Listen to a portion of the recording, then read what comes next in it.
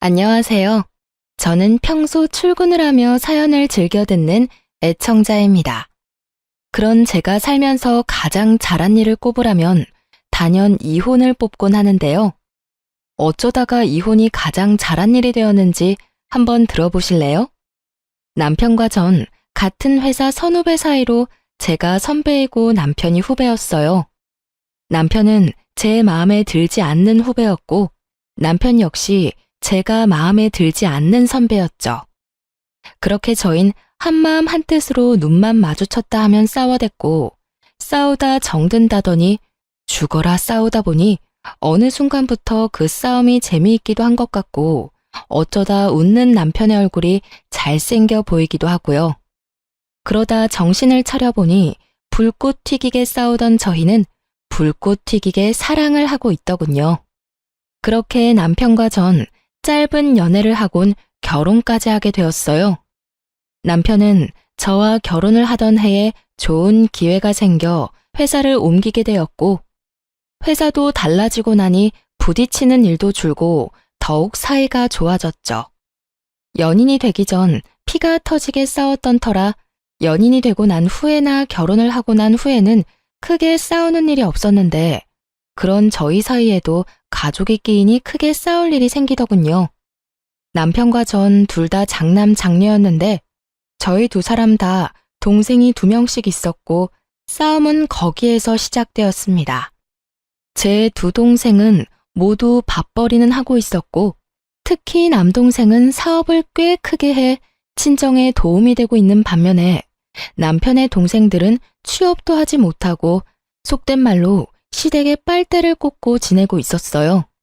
그 당시 남편과 전 돈 관리를 따로 하고 있었는데 그건 쌍방의 합의로 이루어진 것이 아닌 남편의 일방적인 통보와 우김으로 인해 그렇게 하기로 한 것이었어요. 저의 반대에도 돈 관리를 따로 하자고 우긴 건 다 이유가 있었는데 그건 동생들과 시댁에 돈을 보태주려고 그랬던 것이었더라고요. 아무래도 돈 관리를 함께 한다면 자연스럽게 제가 알게 될 것이고 제가 알면 온갖 잔소리와 간섭을 할 것이 분명했기에 제가 무어라 입을 떼기 전 미리 선수를 친 것이었죠. 우연한 기회에 모든 사실을 한 저는 남편에게 크게 화를 냈지만 남편은 그 특유의 귀찮다는 표정으로 저에게 이렇게 말하더군요. 내가 번 돈으로 내가 우리 집에 쓰겠다는데 상관하지 마. 아, 진짜 내가 당신 이럴까봐 돈 관리 따로 하자고 했던 거라고. 당신이 알면 분명 이렇게 노발대발할 게 뻔해서. 할 말이 없더군요. 미리 말하지 못해서 미안하다며 저를 살살 달래도 모자랄 판국에 적반하장도 유분수지 되레 화를 내고 드니깐요. 남편의 말에 저 역시 마음이 상할 대로 상해버렸고 네 마음대로 해라는 말을 마지막으로 더는 그 일에 대해선 말을 꺼내지 않았습니다. 이야기를 또 꺼내봤자 큰 싸움이 될 것이 뻔했고 남편이 도와준 금액이 그리 크지 않은 적당한 선에서 도움을 주고 있었던 터라 그냥 넘어가기로 했던 것이었죠. 저흰 그렇게 한 차례 부부싸움을 무사히 잘 넘겼고 그 후론 나름 잘 지내고 있었어요.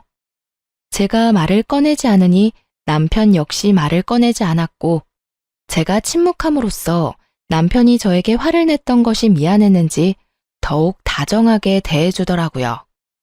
그 자존심에 미안하다는 말은 하지 않았지만 온 행동으로 미안하다고 하고 있었으니 저는 그걸로 되었다 하고 생각했어요. 그렇게 시간은 흘러 생각만 해도 머리가 지끈해오는 명절이 다가왔습니다. 시댁은 제사를 지내지 않아 그저 간단한 식사만 하면 되는데도 불구하고 제 머리가 지끈해오는 것엔 다른 이유가 있었는데요. 그건 다름 아닌 시모의 하소연 때문이었어요. 한마디로 몸은 전혀 힘들지 않은데 정신이 힘든 그런 미쳐버릴 것만 같은 상황이었죠. 배부른 소리 한다고 생각하시는 분들이 계실 텐데요. 시모의 하소연은 고작 한두 시간에 끝나는 그런 하소연이 아닙니다, 여러분. 정말 말 그대로 사람이 미치기 직전까지 끈질기게 쫓아다니며 하는 그런 하소연이에요. 제가 시댁에 발걸음을 들이는 순간부터 친정으로 가는 그 순간까지. 잠자고 화장실 가는 순간만 빼고 옆에 붙어 하소연을 하는데 그거 정말 고문이 따로 없습니다. 그날도 마찬가지로 시모는 제가 집으로 들어서자마자 이렇게 외치더군요. 아가, 왜 이제 왔니? 내가 너 기다리느라 목 빠지는 줄 알았어.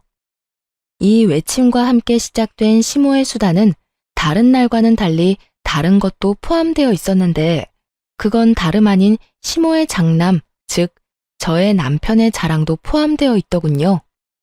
이것 봐라. 너무 고급스럽지 않니? 내가 며칠 뒤에 동창회에 가는데 마땅히 들 가방이 없지 뭐니. 그래서 우리 장남한테 전화해서 하소연을 좀 했더니 글쎄 우리 장남이 아까 이걸 나한테 주는 거 있지? 혹시 네가 골라준 거니? 그럴 리가요. 전 남편이 이 가방을 샀는지도 몰랐는걸요. 라는 말을 마음속에 삼킨 전 이렇게 말했어요. 아니요. 저보단 그의 안목이 더 높잖아요. 혼자 백화점 가서 샀나 봐요. 어머, 그러니? 역시 우리 아들 안목은 이 고급스러운 자태 좀 봐라. 모르긴 몰라도 이거 들고 동창회 가면 그 여편네들 뒤로 나 자빠질 게다. 아우, 생각만 해도 통쾌해. 어머님 좋으시겠어요. 좋다마다. 다른 사람도 아닌 우리 장남이 사준 건데 집안 갑오로 물려주고 싶은 심정이다 얘. 그렇습니다. 시댁에 돈으로 도움을 주던 남편은 저에게 한마디 상의도 하지 않고 명절이라고 미리 받은 상여금과 그간 모아뒀던 비상금까지 털어 그 비싼 명품 가방을 시모 품에 안겨주었더군요. 저에게 한마디 상의도 하지 않았다는 것이 조금 화가 나기도 했지만 다른 사람도 아닌 부모가 동창회에 들고 나갈 가방 하나 없다는 말을 듣고 가만히 있을 자식이 어디 있겠나 하는 생각이 들어 좋게 생각하려고 애썼어요. 하지만 이따금씩 나오는 한숨은 어쩔 수가 없더군요. 그렇게 명절 당일은 지나가고 있었고 친정으로 돌아가기 전 준비했던 봉투를 시부, 시모 두 분께 드리고 난 후 친정으로 오게 되었어요. 사람 마음이 뭔지 저도 모르는 사이 남편이 저희 부모님을 위해 준비한 선물을 기대하고 있는 저를 발견했어요. 참 웃기죠? 저도 지금 생각하면 어이없고 웃긴데 그때의 제 마음은 조금의 기대를 가지고 있었죠. 하지만 남편은 집으로 돌아가는 그날까지 선물은커녕 봉투조차도 준비하지 않은 듯 아무것도 내밀지 않더라고요. 그러면서 동생이 외국에 다녀오며 사온 선물은 넙죽 받고 엄마가 챙겨준 한우까지 거부 없이 한 번에 챙기는 그 꼴이 어찌나 얄밉게 느껴지던지. 그렇게 집으로 돌아온 저는 더는 참지 못하고 남편에게 따져 물었어요. 여보, 왜 올해는 우리 집에 아무것도 안 줘? 저의 물음에 남편은 당연하다는 듯 이렇게 답하더라고요. 구야, 당연히 우리 엄마 가방 산다고 돈 다 써서 준비를 못해서 그랬지. 그리고 각자 돈 관리하는 것엔 각자 집은 알아서 챙기자는 것도 포함된 거 몰랐어? 참도 잘 짓거린다고 생각했어요. 각자 돈 관리는 했어도 이때껏 시댁엔 제가 친정엔 본인이 봉투를 드리고 온 것은 기억도 나지 않는 모양이더군요.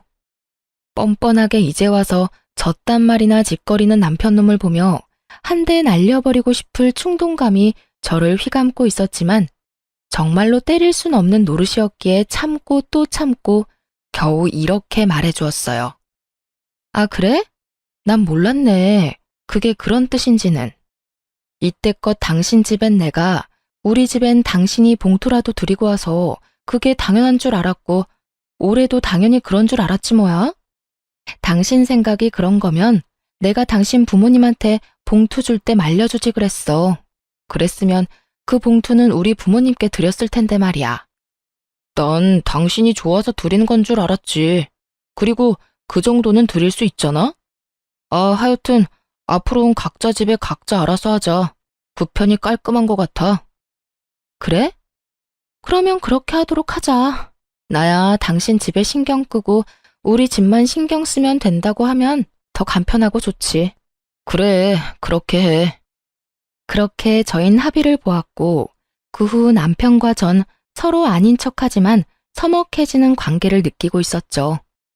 서서히 남편과 제가 멀어지는 와중, 전 남동생의 가게에 볼 일이 있어 잠시 들렸고, 그곳에서 어이없는 광경을 보게 되었어요.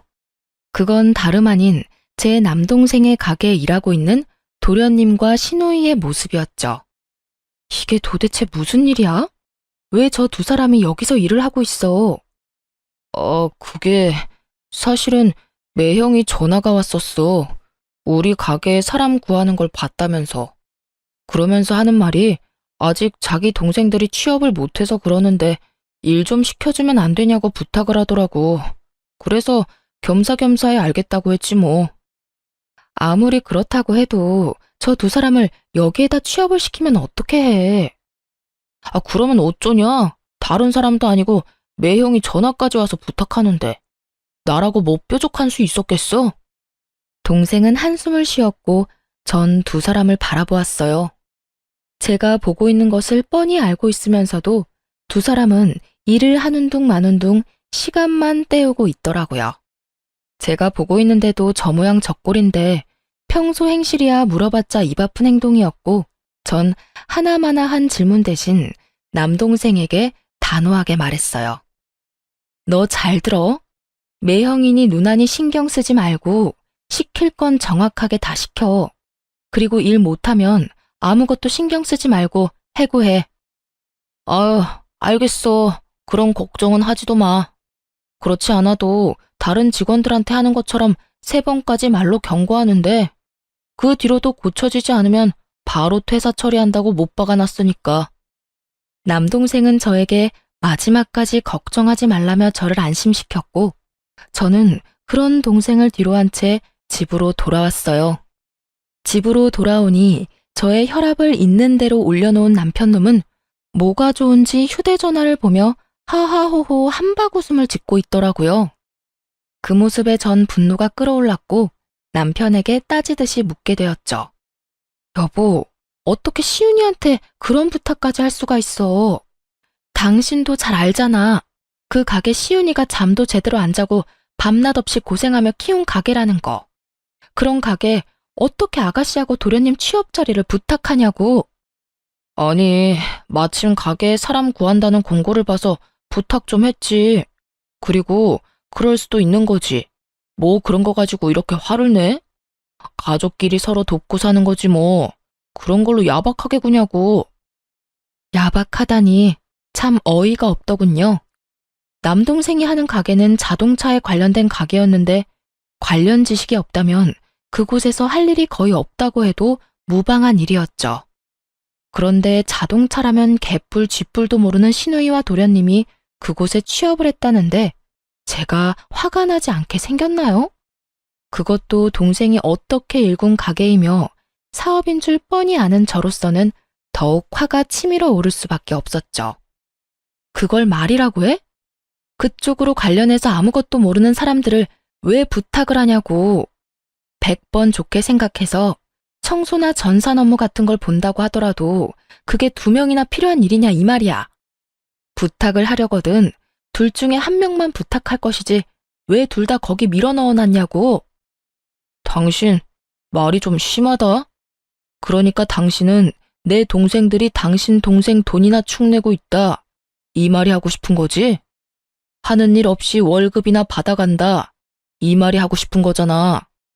그렇게까지 말한 적이 없는데 남편은 스스로가 찔렸는지 비비 꼬며 말하기 시작했고 저 역시 그날만큼은 그냥 넘어갈 마음이 없었던 터라 참지 않고 할 말을 모두 쏟아내어 버렸어요.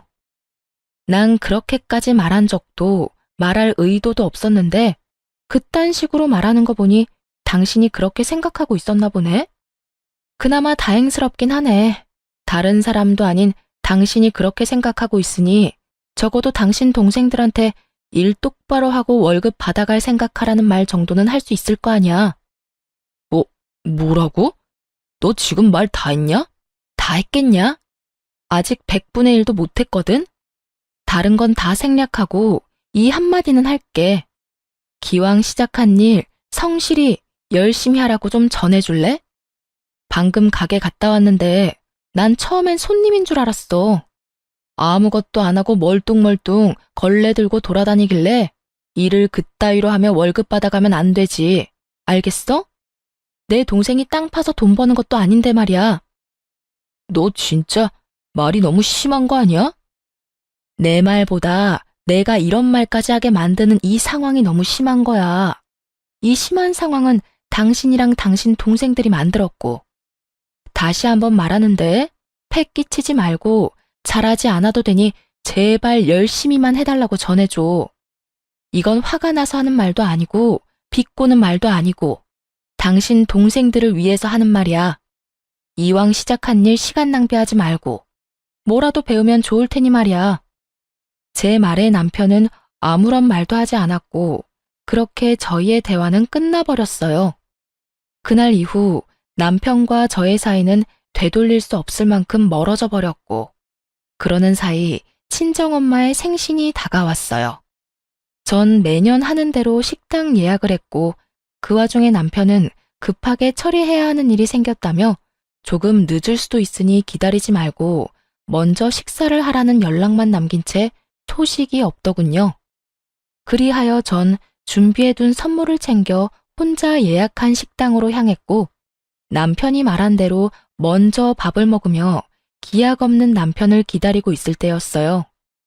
주문한 접시들은 하나둘 바닥을 보이기 시작했고 이제나 저제나 올까 싶던 남편이 어두운 표정을 하고 저희가 있는 룸으로 들어오더군요. 여보, 무슨 일 있어? 저는 걱정스러운 마음에 속삭이듯 남편에게 물었고 충분히 들릴 만한 거리였는데도 불구하고 남편은 아무런 대답이 없더군요. 앞에 놓인 수저 세트의 포장도 뜯지 않은 채 망부석처럼 앉아만 있는 남편 때문에 생신 식사 자리는 그야말로 초상집 분위기가 되어가고 있었어요. 그렇게 무거운 분위기에서 식사가 끝이 나고 뒤이어 나온 차를 입으로 밀어넣는 것인지 코로 밀어넣는 것인지 알 수 없는 그때 남동생이 도저히 안 되겠다 싶었는지 남편에게 물어오더라고요. 왜 형, 무슨 일 있으세요? 표정이 너무 안 좋은데요. 남동생의 물음에 이때껏 무건수행을 하던 남편은 득달같이 화를 내며 동생에게 쏘아붙이기 시작하더군요. 무슨 일? 몰라서 물어? 처남이 내 동생들 잘났다며? 어떻게 처남이 내 동생을 그리 모질게 내칠 수가 있어? 내가 부탁까지 했는데. 그래요. 남편에게 생긴 급한 일은 도련님과 시누이의 일이었고 그 일이라는 건 제 동생이 두 사람을 해고한 것이었어요. 저 역시 전혀 몰랐던 일이기에 동생을 바라보았고 남편의 역성을 가만히 듣고 있던 동생은 긴 한숨을 쉬더니 이렇게 말하더군요. 왜 형, 일단 진정하고 이것부터 보고 화를 내도 내세요. 이렇게 말을 한 동생은 휴대전화를 꺼내 남편과 저에게 내밀었고 그곳엔 도련님과 시누이가 번갈아가며 포스기에서 돈을 야금야금 꺼내가는 모습이 반복되어 재생되고 있었어요. 저도 웬만하면 그냥 넘어가려고 했어요. 기분 상하지 않게 좋은 말로 몇 번이나 말도 했었고요. 그런데 한두 번도 아니고 몇 번씩이나 돈을 꺼내가는데 도저히 그냥 둘 수가 없더라고요. 동생의 말이 끝나고 남편의 얼굴을 살피니 화가 엄청 난 것 같더군요. 하지만 자신이 무어라 입댈 상황이 아니란 걸 잘 아는 남편은 말하는 대신 얼굴을 붉히곤 가만히 있더라고요. 동생들을 대신해 한마디 사과의 말도 없는 남편의 몰상식한 행동에 동생 역시 기분이 상했는지 먼저 가보겠다고 말하며 부모님과 막내 동생을 데리고 가버렸어요. 그렇게 저와 남편만이 남게 되었죠. 다른 날도 아니고 엄마의 생신날. 이런 분위기가 되어버리니 제 기분도 썩 좋진 않더군요. 그것도 제가 그렇게 우려했던 시누이와 도련님의 잘못된 행동으로 이런 상황까지 왔다는 사실도 크게 한몫했고요. 화가 꽤 난 저도 어떤 말을 해야 할지 몰라 입을 다물고 있는데 남편 놈이 감히 입을 떼기 시작하더라고요. 네 동생이 내 동생들한테 얼마나 짜게 굴었으면 저딴 짓까지 했겠어? 이 무슨 말도 안 되는 소리를 짓거리고 있는 것인지 처음엔 제 두 귀를 의심했습니다. 뭐라고? 지금 당신 뭐라고 했어? 네 동생이 내 동생들한테 월급을 얼마나 작게 줬으면 저딴 짓까지 했겠냐고. 애들이 얼마나 생활이 힘들었으면 저런 짓을 다 해? 전 기가 막혀 웃음이 나왔고 한참을 웃던 저는 남편의 그 말도 안 되는 생각을 부셔주었어요. 야, 네 동생들 다른 직원들 월급보다 훨씬 많이 챙겨줬어. 아, 월급이 아니구나. 주급으로 받아가셨단다. 생활이 힘드셔서. 그렇게 자기들 편의까지 다 봐주면서 데리고 있었더니 그딴 짓거리나 했다는 게 말이나 돼? 그것도 몇 번씩이나? 충동적으로 어쩔 수 없는 상황이라서 딱 한 번 그랬다고 해도 뜨악스러운데 뭐? 한두 번이 아니라고? 진짜 어이가 없네. 이 와중에도 당신은 당신 동생들만 생각하지? 제 말에 남편은 입을 꾹 다무는 것도 잠시 여전히 화를 내며 동생들이 가져간 돈을 그까지 푼돈이라고 하며 돌려줄 테니 얼만지 알아내 알려달라고 하더군요.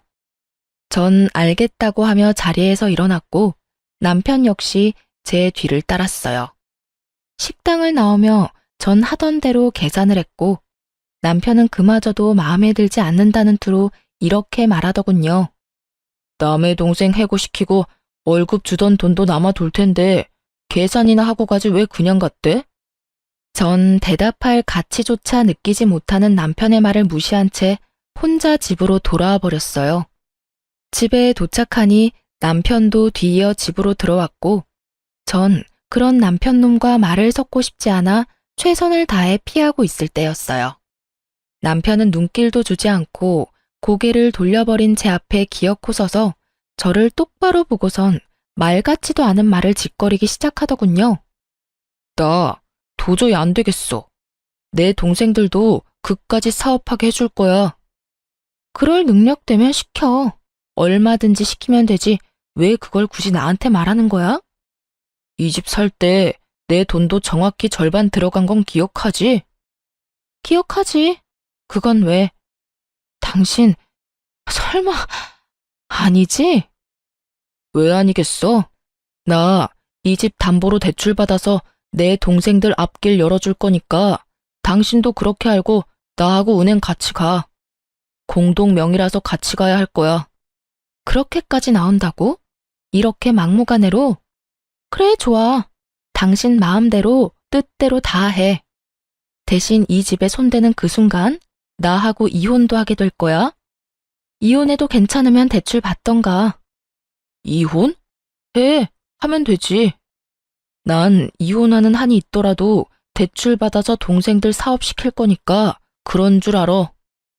남편의 요구는 오기에 가까웠고 전 절대 그렇게는 못 해준다는 말을 남기고선 방으로 들어와 버렸어요. 그렇게 시작된 부부싸움은 끝날 기미가 보이지 않았고 서로에게 상처를 주는 말만 주고받을 뿐 대출 이야기는 나오지 않고 있었어요. 그렇게 싸움으로 시간 낭비를 하고 있는 와중에 야속하게도 시모의 생일이 다가왔고 전 남편의 말을 잘 듣는 아내가 되기로 했죠. 각자 집은 각자 알아서 잘 챙기자던 남편의 말을요. 전 매년 시부모님들의 생신이 되면 어김없이 평이 좋다고 소문이 난 식당을 예약해 모셨었고 저의 그런 대접을 꽤 좋아하셨었어요. 하지만 저는 남편의 뜻에 따라 아무것도 하지 않기로 했고 예약뿐만 아니라 매년 준비했던 봉투와 선물조차도 준비하지 않았죠. 시간은 째깍째깍 흘러가는데 저에게서 아무 연락이 없자 다급한 시모에게서 먼저 전화가 왔더라고요. 아가, 올해는 어디서 하니? 연락이 와야 할 시간이 지났는데 아무 연락이 없어서 먼저 전화해 봤어. 아, 그게 그이가 알아서 한다고 해서 저도 기다리고 있어요. 어머님 아들 안목 잘 아시잖아요. 아마 모르긴 몰라도 엄청 좋은 장소로 구하느라 연락이 늦어지나 본데 조금 기다려 보세요. 근사한 곳에서 저녁 대접하려나 보죠. 어머, 그러니? 역시 우리 아들이 최고지. 그건 그렇고, 이번에 우리 개모임 하는 친구들이랑 이번에 여행을 가기로 했는데, 그 경비가 꽤 많이 들 것 같아. 그냥 그렇다고. 대놓고 경비 이야기를 꺼내는 시모의 의중이야 뻔했고, 전 속이 시꺼먼 시모에게 저녁에 보자는 말을 하고선 전화를 끊어버렸어요. 그리곤 휴대전화를 내려놓는데 남편에게서 전화가 오더군요. 오늘 어디서 보기로 했어? 그걸 왜 나한테 물어? 매년 당신이 예약했었잖아. 올해는 어디 예약했는데? 나 예약 안 했는데? 당신이 앞으로는 각자 집 각자 챙기자고 했잖아. 기억 안 나? 저의 말에 남편은 도리어 저에게 따지고 들며 화를 내더라고요. 당신 진짜 이럴 거야? 매년 당신이 했으면 올해도 당연히 당신이 했었어야지. 내가 왜 그래야 하는데? 각자 알아서 챙기자고 말한 사람도 당신이고, 우리 엄마 생일날 버젓이 빈손으로 와서 뚱한 얼굴로 내내 자리만 지키다가 결국 그 자리를 망쳐버린 것도 당신이었어. 그래서 정말 식당 예약 안 했다는 거야? 당신 지금 나한테 복수해? 내가 장모님 생신 자리 망쳤다고 나한테 복수하는 거냐고. 망친 건 알고 있다니 정말 다행이다. 말이 나왔으니까 하는 말인데, 당신은 그따위로 행동해놓고 나한텐 어머님 식당 예약까지 바란다고? 뻔뻔한 거야, 생각이 없는 거야? 그리고 난 복수 따위를 하는 게 아니라 당신이 시키는 대로 바라는 대로 해준 것뿐이야. 다시 한번 말하는데 당신이 당신 입으로 그랬잖아. 앞으로 당신 집은 당신이, 우리 집은 나보고 챙기라고. 그래서 하는 말인데 나한테 이럴 시간에 네 엄마 모실 식당이나 알아봐. 저의 말에 남편은 신경질적으로 전화를 끊어버리더군요. 한참 뒤 남편에게선 약속 장소가 어디인지 알리는 문자가 왔고 전 그 장소를 향했어요. 평소 제가 모시던 고급 식당과는 달리 남편이 급히 예약한 곳은 룸식 중식당이었고 그래서 그런지 시작부터 분위기가 좋진 않더군요. 거기에다 매년 떡 케이크까지 주문해서 가지고 갔던 제가 빈손으로 등장하니 명색의 생일 모임은 케이크도 없는 자리가 되어버렸죠.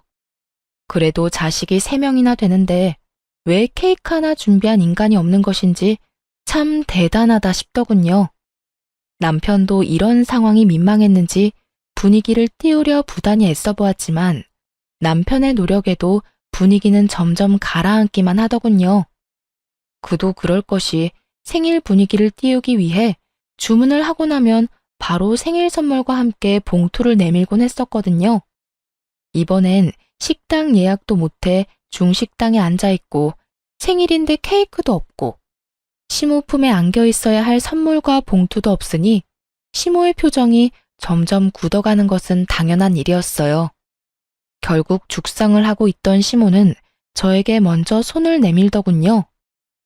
혹시 선물 준비 못해서 그런 거라면 매년 주던 봉투라도 줘도 되니 얼른 다오. 기다리다 못 빠지겠어. 이렇게요. 전 무언가를 대단히 바라고 있는 시모에게 딱 잘라 이렇게 말을 했어요. 아, 선물이랑 봉투요?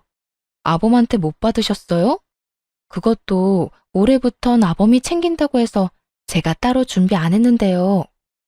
이렇게 말을 마친 전 밥을 먹기 시작했고 저의 나몰라라 하는 태도에 저를 제외한 시댁 식구들의 표정은 붓다 못해 썩어지고 있더군요. 통쾌하지만은 않더군요.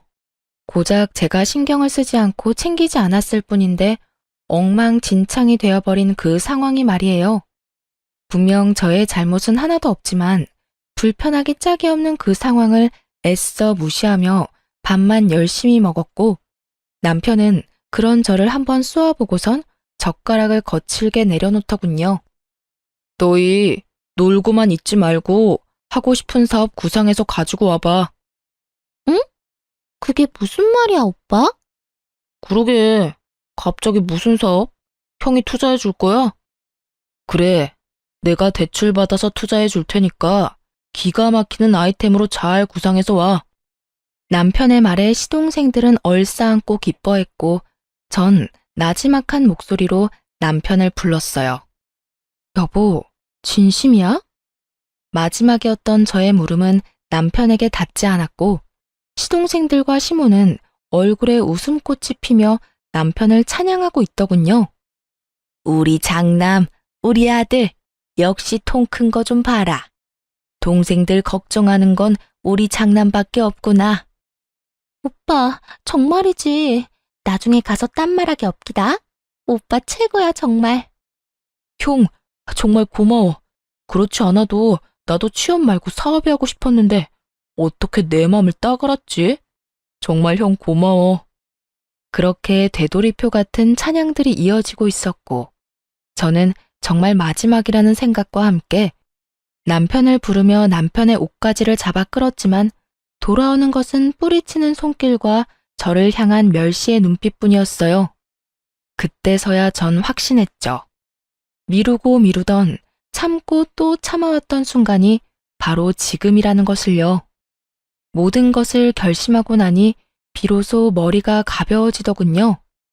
이렇게 후련한 걸 왜 지금에서야 결심하게 된 것인지. 이런 인간도 남편이라고 이때껏 참고 또 참았던 제가 미련하고 한심해서 참을 수가 없었지만 이제라도 옳은 결정을 내린 것을 이 와중에 다행이라는 생각을 하며 결심한 것을 행동에 옮기기로 했어요. 전 아무 말 없이 가방에서 고이 간직해왔던 이혼 서류를 내밀었어요.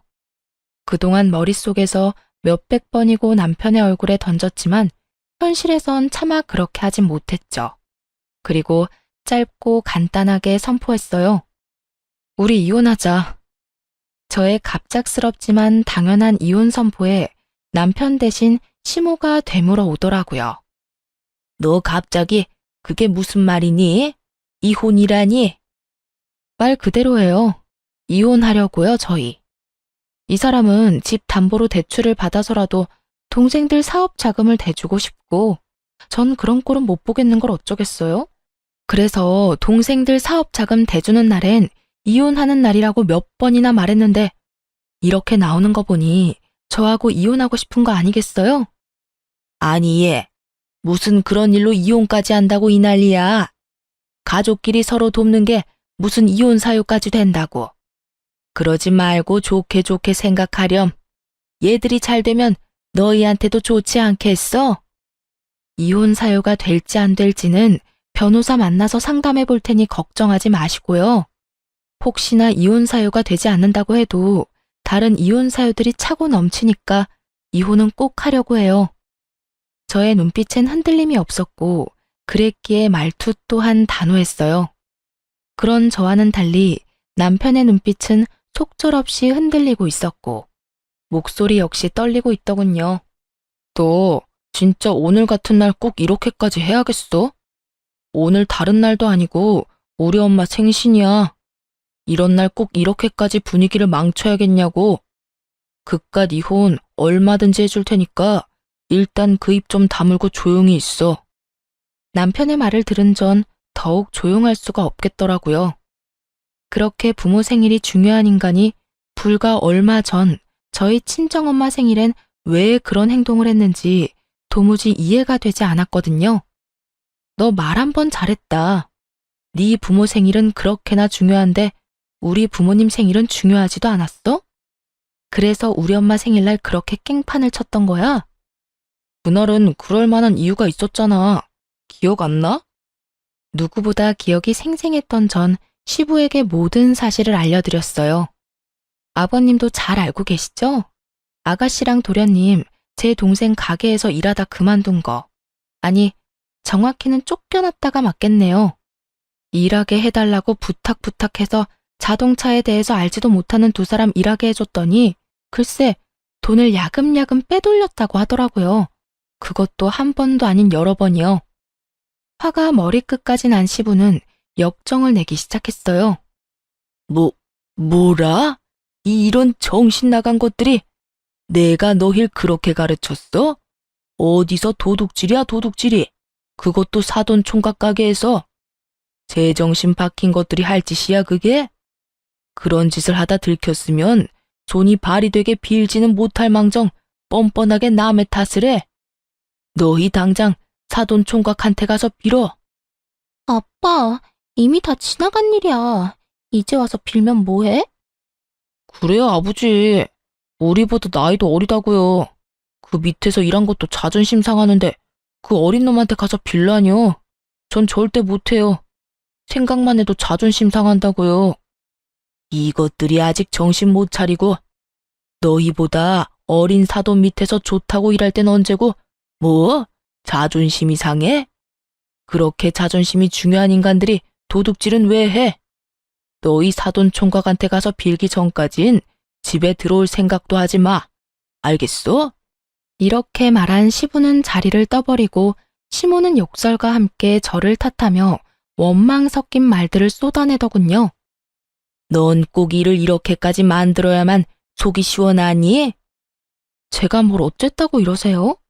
그 몰상식한 짓거리들을 한 건 어머님 자식들이고 전 그 몰상식한 어머님 자식들이 어떤 짓거리를 했는지 있었던 일 그대로 아버님께 알려드렸을 뿐이에요. 어디서 감히 내 자식 탓을 하는 게야? 넌 지금 이 상황이 안 보이니? 니까지 것 때문에 그 화목하던 우리 집이 풍비박산이 났다. 어떻게 책임질 거야?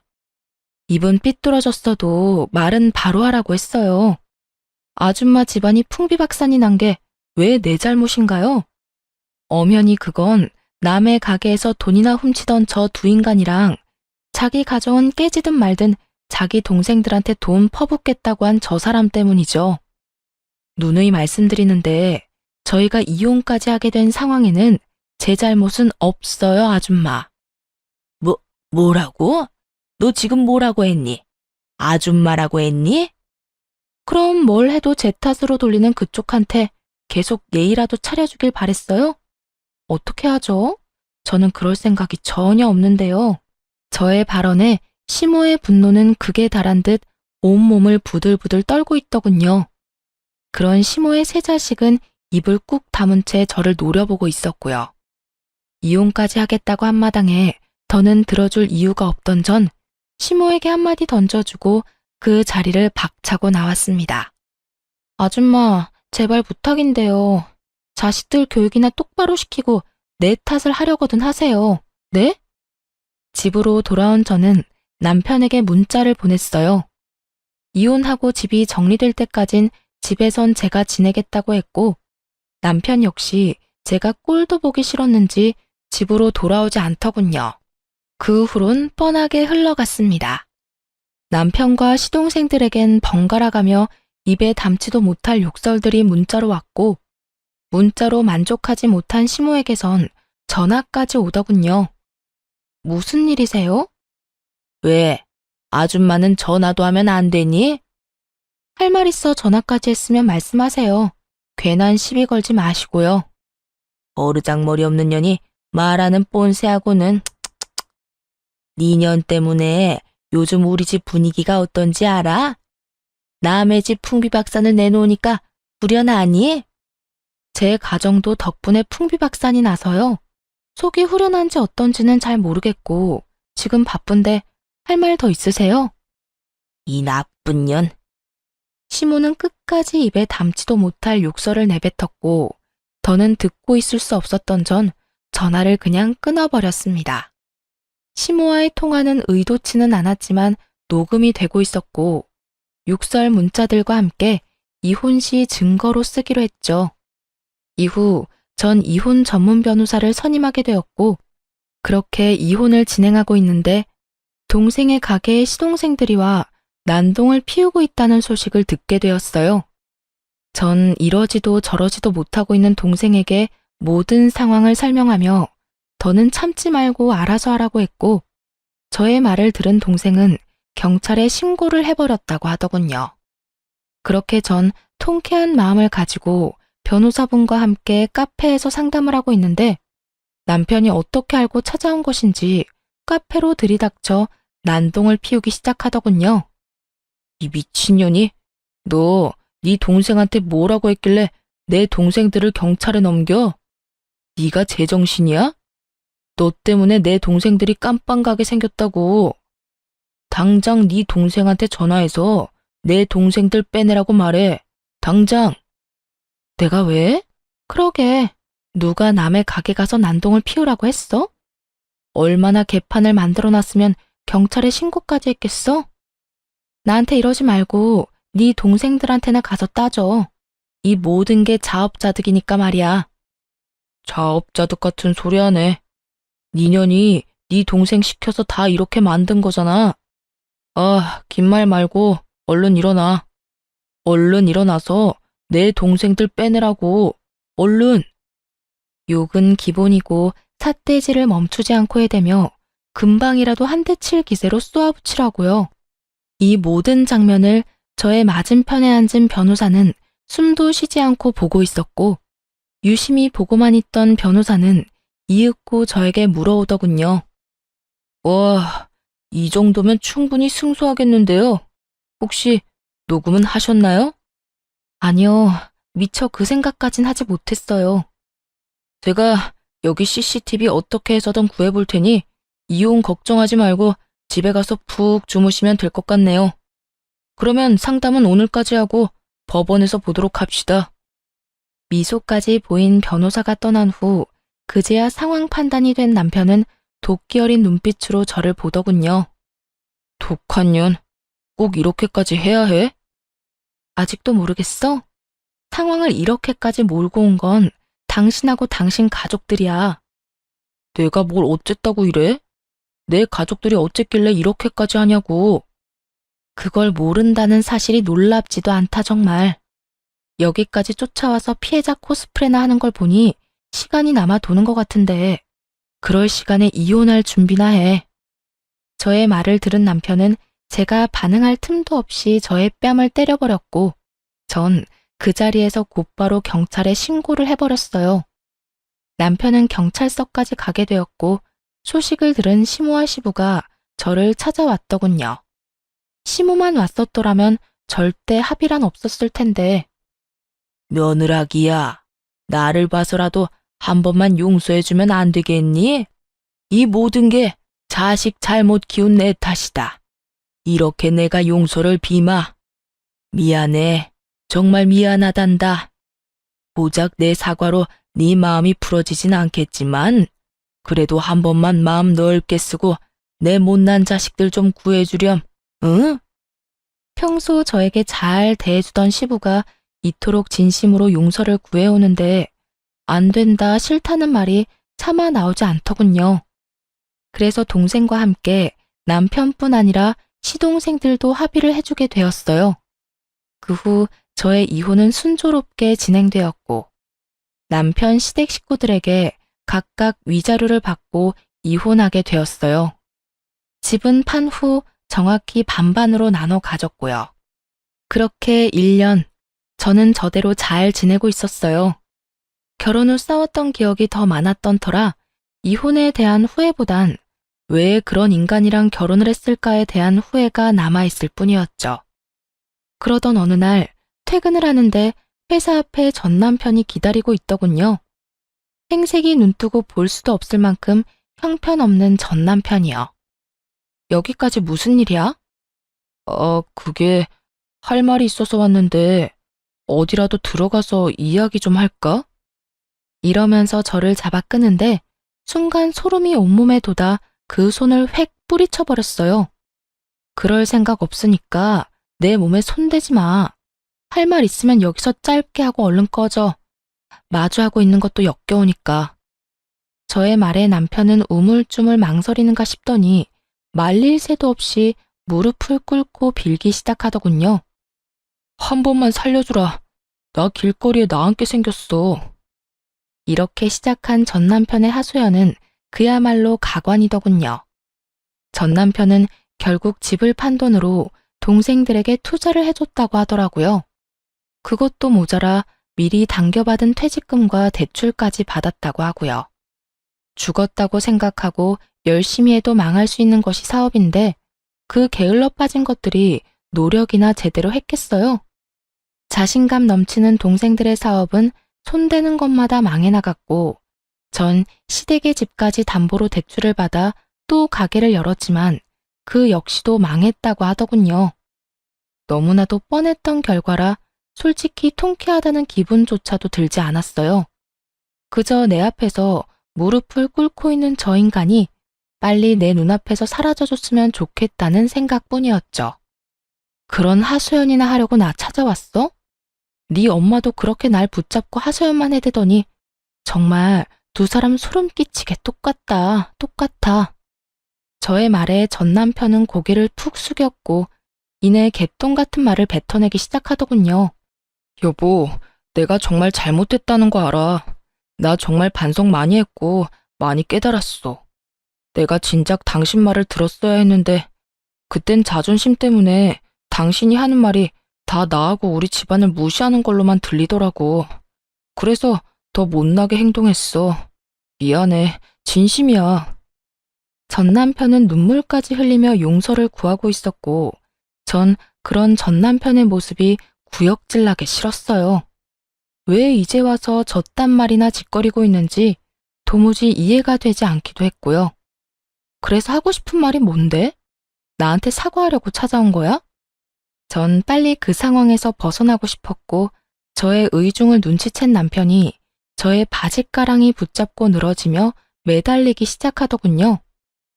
나 다시 받아주면 안 될까? 당신 없이 도저히 살아갈 용기가 나지 않아서 그래. 당신이 한 번만 용서해주면 나 우리 집이랑 인연도 끊을 수 있어.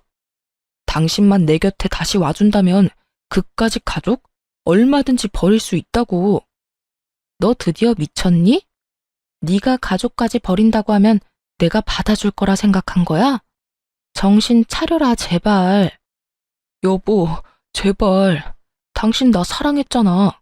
우리 사랑했었잖아. 이혼한 지 1년이 넘어가는데 이제와 사랑을 운운하는 전 남편이라 정말 어이가 없어 웃음이 다 나오더군요. 어줍잖은 말로 돌려보내봤자 또 찾아올 것이 분명했기에 전 남편의 손을 매몰차게 뿌리친 저는 단호한 어투로 이렇게 말했어요. 착각은 혼자 집에서나 해. 애먼 사람 찾아와서 괴롭히지 말고. 내가 경고하는데 한 번만 더 이런 식으로 찾아와서 사람 귀찮게 하면 그땐 스토킹으로 신고해서 회사 생활은 하지도 못하게 만들 거야. 알겠어? 저의 으름장이 통했는지 전 남편은 몸을 세우며 저에게 욕을 뱉어내더군요. 나쁜 년, 내가 어떻게 너같이 독종 같은 년이랑 살았는지 모르겠다 정말. 마지막까지 최악이었던 전 남편은 욕과 함께 사라졌고 그것을 마지막으로 다신 보는 일은 없었습니다. 빚더미에 앉았을 텐데 회사 잘리는 것은 두려웠나 봅니다. 그 덕분에 걱정 없이 잘 지내고 있지만요. 그렇게 모든 사건이 끝난 후 전 앞서 말했듯이 아주 잘 지내고 있어요. 왜 진작 이혼하지 않았을까 싶을 정도로 만족스러운 생활을 하고 있습니다. 결혼 생활을 할 당시 신혼 초반을 빼곤 워낙 각자 생활에 익숙해져 있던 터라 혼자인 생활이 허전하다는 느낌은 전혀 없더군요. 사연을 들어보면 그 빌어먹을 전 남편이 가끔씩은 생각난다는 분들도 계시던데 저는 그런 것도 없었어요. 오히려 혼자인 지금의 삶과 생활이 더 익숙하고 편하다고 느낄 정도니까요. 특히 명절이 되면 더 좋은 거 있죠? 저희 집은 친척이 없어 명절이 되면 조금 외로운 감도 있었는데 요즘은 그럴 틈이 없어졌어요. 왜냐하면 긴 연휴 동안 부모님을 모시고 해외여행을 간다거나 연휴가 길지 않을 땐 국내에 공기 좋은 곳으로 여행을 다니고 있으니까요. 하여튼 전 더없이 좋은 날들을 지내고 있어요. 이로써 제 사연은 끝이 났습니다. 저의 긴 사연 함께 해주신 모든 분들 정말 감사합니다. 오늘도 좋은 하루 되세요.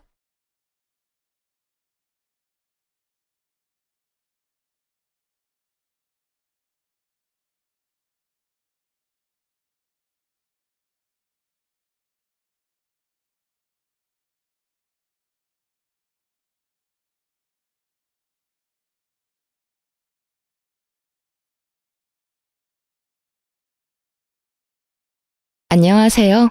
오랜만에 시간이나 창밖이 훤히 보이는 카페에 앉아 누군가를 기다리며 사연을 쓰고 있어요. 제가 이렇게 사연을 쓰게 된 이유는요. 제가 이제 곧 중요한 일을 앞두고 있는데 이젠 정말 이곳에서 전 남편과의 일을 마지막으로 털어내고 새로운 출발을 하기 위해서입니다. 저의 기가 막힌 이혼 이야기 함께 하시겠어요? 저와 남편은 결혼한 지 9년이 되었고 뱃속에 아기가 자라고 있었어요. 저에겐 축복과도 같은 존재였죠. 9년이란 세월 동안 고생했던 것에 대한 보상과도 같다고 느껴지더군요. 23살, 당시 남자친구였던 남편은 군대를 전역을 하자마자 운 좋게 취업이 되었고, 어리고 사랑에 미쳐있던 저는 남편과 서둘러 결혼을 하게 되었죠. 아직 세상과 남자를 모르는 어린 딸과 한 가정을 책임지기엔 어렸던 아들이 서로 결혼을 하겠다는 소식은 부모님들에게 받아들일 수 없는 충격과도 같은 사건이었어요. 양가 부모님들은 저의 결혼을 반대하셨고 저흰 끝까지 결혼을 밀어붙였죠. 결국 시댁에서는 저희의 고집에 백기를 드셨고 친정에서는 끝까지 반대를 하셨어요. 하지만 남편에게 눈이 멀어버렸던 저는 부모 형제를 등지고 결혼을 강행하게 되었고 결국 부모님과 언니 오빠는 결혼식에는 참석해 주었지만 그 뒤론 거의 연을 끊다시피 하고 지냈습니다. 시댁에선 저희를 도와줄 능력이 되지 않았고 저흰 그 누구의 도움을 바라지 않고 오롯이 저희의 힘으로 가정을 꾸려나갔어요. 지금 생각해보면 참 열심히도 살았네요. 23살, 그 어린 나이에 친구도 멀리하고 이 일 저 일 가리지 않고 닥치는 대로 돈만 벌었어요. 그렇게 6년.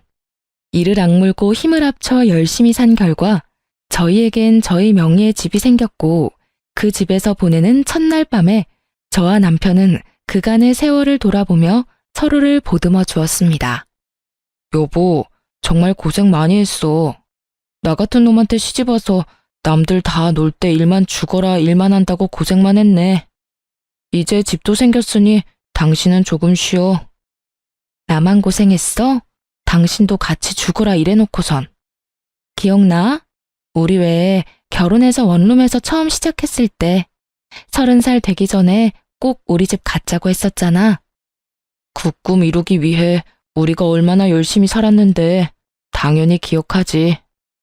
와, 그땐 정말 꿈만 같았는데 결국 이뤘어. 그것도 1년이나 빨리 말이야. 당신 덕이야. 당신이 함께 힘내줘서 생각보다 빨리 이렇게 살 수 있었어. 그래서 말인데 이제 당신 쉬면서 임신 준비하는 게 좋지 않을까? 임신? 하긴 더 늦어지면 더 힘들겠지?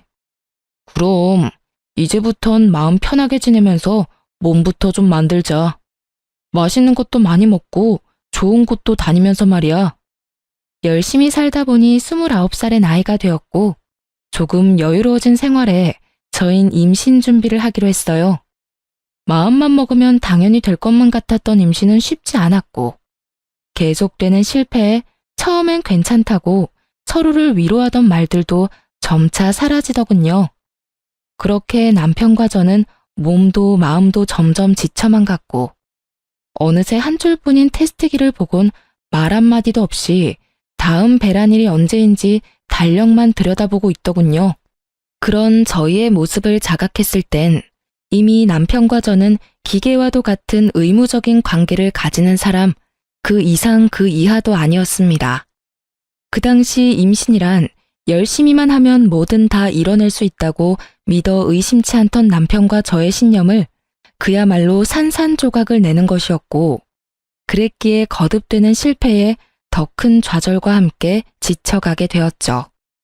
그렇게 지쳐가던 어느 날 오랜만에 화장대에 앉아 거울을 가만히 보는데 30살도 되지 않은 파릇해야 하는 여자가 아닌 40대는 좋게 되어 보이는 암울한 세상에 찌들 대로 찌든 여자가 앉아있더군요.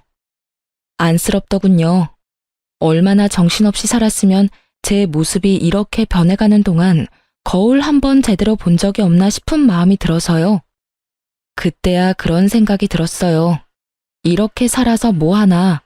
이러려고 그렇게 이를 꽉 깨물고 죽어라 열심히만 살았나 하고요. 저요, 결혼하고 그 세월 동안 봄에 피는 꽃도 여름에 우거지는 그늘에서 쉬어본 적도, 가을에 예쁘게 물든 단풍잎을 맞아본 적도, 겨울에 내리는 첫눈을 넋놓고 바라본 적도 없이 참 열심히만 살았거든요. 그런데 그럴 여유도 틈도 없이 정직하고 열심히 산 결과가 세상 풍파를 다 맞은 모습이라니 너무 서글프더라고요. 그 순간 그간 한 번도 느낀 적 없던 온갖 감정들이 몰려오며 눈물이 쏟아져 나왔어요. 지나간 세월이 후회스러운 건 아니었지만 제가 너무 불쌍해서 눈물이 멈추지 않더라고요. 그렇게 한참을 울고 있는데 어느새 울고 있는 저를 발견한 남편이 다가오더군요. 여보, 울어? 왜 울어? 무슨 일 있어? 그게 무심코 거울을 봤는데 웬 늙은 아줌마 한 명이 나를 보고 있는 거야. 그게 너무 서글퍼지면서 아깝다는 생각이 확 들더라. 얼마나 대단하게 살 거라고 흘러가는 시간도 지나가는 계절도 즐기기는커녕 느낄 새도 없이 다 보내버렸는지. 당신은 아깝지 않아? 나만 이렇게 서글프고 아까운 거야? 말을 마친 저는 목을 놓아 울어버렸고 그런 저를 남편이 꼭 안아주며 이렇게 말하더군요. 여보, 이제 우리 다 내려놓고 우리만을 위해서 살자. 아기 가지려고 노력하는 것도 그만하고 그냥 우리만 생각하면서 지내자. 평소에 저였다면 아니라고 괜찮다며 다시 잘 준비해보자고 했을 텐데 그때 전 많이 지쳐 있었고 더는 힘을 낼 여유조차 남아있지 않아 남편에게 알겠다고 했어요. 그렇게 2달 뒤 몸이 조금 이상하다는 느낌이 들었고 혹시나 하는 마음에 병원에 갔더니 임신 4주차에 접어들었다고 하더라고요. 그때 그 행복감과 기쁨은 아직도 기억에 생생해요. 남편 역시 눈물까지 흘리며 행복해했고 그렇게 저와 남편은 이제 행복할 일만 남았다고 서로에게 말해주었습니다. 하지만 그 영원할 것만 같던 행복도 오래가지 않더군요. 전 입덧이 다른 사람보다 심한 편이었는데 구역질이나 먹지 않으면 허기짐에 구역질이 나고 먹으면 속이 더부룩해 변기통을 안고 살아야만 했죠. 계속되는 입덧에 회사 생활이 제대로 될 리가 없었고 자연스럽게 동료들에게 민폐만 끼치게 되었어요. 결국 전 휴직을 하기로 했고 집에서 휴식을 취하며 입덧을 견뎌내고 있었어요. 제대로 먹지는 못하고 토하는 생활이 반복되자 몰골은 말이 아니었지만 다행스럽게도 아기는 건강하게 잘 자라고 있다고 하니 그나마 다행이라고 생각하며 그 힘든 날들을 견디며 지내고 있었죠. 전 하루가 다르게 수척해져 갔고 이윽고 거울에 비치는 제 모습조차 보기 싫은 지경이 돼버리더군요. 상황이 그렇게 되자 남편 역시 저를 멀리하는 것이 느껴지더라고요. 처음엔 입덧으로 고생하는 저를 안쓰러워하던 남편이었는데 어느 순간부턴 제가 화장실을 가려고 일어서기만 해도 한숨을 쉬는 지경이 되어버렸어요. 전 남편의 다정스러운 눈빛을 본 적이 언제인지 기억도 나지 않았고 투명스러운 눈빛과 함께 남편의 핀잔이 계속되고 있었어요. 얼굴이 도대체 그게 뭐야? 로션은 안 바르는 거야? 푸석푸석해서는. 아무리 입덧 때문에 힘들다고 그래도 사람 몰골이 그게 뭐야? 그거 알아? 당신 보고 있으면 내가 다 서글퍼진다고. 이런 식의 핀잔은 말끝마다 이어졌고 다른 것도 아닌 임신 때문에 혼자 고생하는 저에게 이런 언행으로 대하는 남편을 보며 섭섭한 적이 한두 번이 아니었어요. 하지만 남편 역시 회사 생활로 많이 힘들어서 그럴 거라며 이해해주며 남편과 싸우지 않으려고 많이 노력했어요. 사실 싸울 힘도 없긴 했고요. 그러던 어느 날 유난스럽게 입덧이 심한 날이었는데 그날따라 생전 좋아하지도 않았던 요거트가 너무 먹고 싶은 거예요. 얼마나 먹고 싶은지 눈물이 다 나려고 해 전 배달 어플을 이용해 요거트를 시켜 먹게 되었고 그 결과는 참담했습니다. 그토록 눈물나게 먹고 싶었던 요거트를 한 입 먹는 순간 속이 마구 울렁이기 시작하는데 참아보려 해도 도저히 참아지지 않았고 그대로 전 화장실로 뛰어가 또다시 다 개워내게 되었어요. 그렇게 한바탕 개워내고 나오니 미간을 잔뜩 찌푸린 남편이 이렇게 말하더군요. 아, 진짜. 그렇게 다 토해낼 거면 차라리 굶어. 돈 아깝게 그게 뭐 하는 짓이야? 그 말을 듣는데 전 그야말로 폭발하고 말았어요. 그게 나한테 할 말이야? 내가 일부러 토해? 내가 토하고 싶어서 토하냐고. 나도 그냥 맛있게 먹고 싶어. 그런데 그게 안 되는 걸 어떻게 해? 당신 이런 내 심정을 알아? 그냥 가만히 앉아 있어도 놀이기구를 타고 있는 기분이야. 비포장도로를 끊임없이 달리는 차 안에 갇힌 기분이라고. 저 역시 그 당시 몸도 마음도 힘든 상황이었기에 남편의 모진 말들을 참을 수가 없었고 그렇게 한바탕 쏟아내는데 갑자기 배에서 감당할 수 없는 고통이 느껴지더군요. 저는 배를 잡고 소리를 지르며 고꾸라졌고 놀란 남편은 저를 집에서 가까운 곳에 있던 대학병원으로 데리고 갔어요. 병원으로 가는 내내 아기만 무사하기를 빌고 또 빌었고 병원에 도착해 진료를 해본 결과 천만다행으로 아기는 무사하다고 하더라고요. 하지만 제 몸이 너무 약해져서 병원에서 며칠 안정을 취하며 경과를 봤으면 좋겠다라는 의사 선생님의 권유대로 전 입원을 하게 되었고 남편은 편히 지내라며 1인실을 잡아주었죠. 그렇게 전 병실에 누워 눈을 감고 있었어요. 잠은 오지 않았지만 이런저런 일들로 인해 많이 지쳐있던 터라 눈꺼풀조차 무겁게 느껴져 눈을 뜨고 있기도 힘이 들었거든요. 한참을 잠들지 않은 채 눈을 감고 있는데 병실로 남편이 들어오더니 제 손을 잡고 숨죽여 울기 시작하더군요. 저는 내심 남편이 최근에 말은 모질게 했지만 아직 절 많이 사랑하고 있다는 생각이 들었고 많이 놀랐을 남편을 안심시키기 위해 괜찮다는 말로 남편을 달래주려고 했어요. 그런데 그 순간 남편의 입에서 믿지 못할 말들이 나오고 있더라고요. 여보, 미안해. 정말 미안해. 나 사랑하는 여자가 생겼어. 믿을 수가 없었어요. 사랑하는 여자가 생겼다뇨. 저와 남편이 함께한 세월이 얼만데 그동안 함께한 고생이 얼만데 이제서야 임신도 하고 살만해졌는데 이제와 저 말고 사랑하는 여자가 있다니 정말 믿을 수가 없더군요. 내가 이런 마음 품는 것 자체가 여보한텐 너무나도 큰 상처이고 배신인 걸 너무 잘 알지만 이미 그 여자한테 가버린 마음이 너무 커서 내 뜻대로 되지가 않아. 나 어떻게 해야 해? 내가 어떻게 해야 할까? 난 천벌받을 거야, 정말. 말을 마친 남편은 계속해서 울고 있었고 전 저도 모르게 반사적으로 남편의 손을 있는 힘껏 잡아버렸어요. 저의 행동에 제가 잠들지 않았다는 사실을 알아차린 남편은 화들짝 놀라며 저를 바라보았고 전 그 자리에서 벌떡 일어나 남편에게 제가 들은 것이 진실인지 되물어 보았어요. 이게 다 무슨 소리야? 사랑하는 여자가 생겼다니. 당신, 이게 다 정말이야? 숨도 제대로 쉬지 못하고 쏟아내는 저의 물음에 남편은 눈물을 떨구며 이렇게 말하더군요. 다 사실이야. 당신한텐 정말 미안한데 나 사랑하는 사람이 생겼어. 남편의 눈물겨운 고백을 듣고 있는데 참 할 말이 없더라고요. 저는 아무 말도 하지 못하고 있었고 그렇게 정막만이 병실을 가득 채우고 있었죠. 그렇게 얼마나 지났을까요? 저는 여전히 고개를 숙인 채 저를 보지도 못하고 있는 남편에게 물었어요. 그래서 어떻게 하고 싶은 건데? 어떻게 하고 싶길래 당신 입으로 다 밝힌 거야? 그게 당신이랑 이혼하고 그 사람이랑 살고 싶어. 나 이제 그 사람 없이는 안 될 것 같아. 이렇게 말하는 와중에도 남편은 울고 있었고 전 피해자라도 되는 양 우는 남편에게 소리를 질러버렸어요.